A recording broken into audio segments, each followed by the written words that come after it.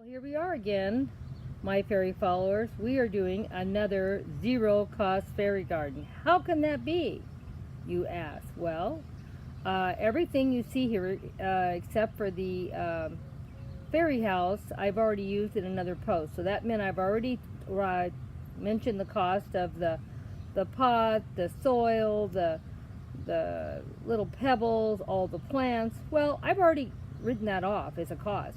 So now it's a zero cost. And now you say, well, you have a nice little brand new fairy garden. Oh no, my guys. This is an old fairy house that's probably a year or two old.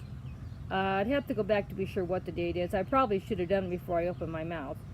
But anyway, it's at least a year or two old. And you say, well, how could it look so brand new? Well, that's because I don't put everything out in my yard and leave it. A lot of times I buy stuff and I'll do photos on it and a little talk about it and a little video about it, and then I just pack them away for they'll stay nice for a few years. Once I get a little village or area to put these, I may start leaving these out.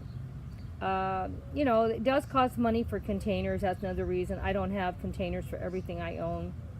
So each year I buy a few new containers, and that's what I am going to do in the future. Each year I buy a few new containers, and that's why these haven't really been out, because they had no place to go. But anyway, I borrowed these containers from another fairy garden that I did earlier in this 30 for 30. Now I have another one. Now it's a zero cost, and that's good because Grandma doesn't have any money for maybe another week. So that means I'm going to have to do at least 7 container gardens with zero cost or almost no cost. Let's see if Grandma can do it.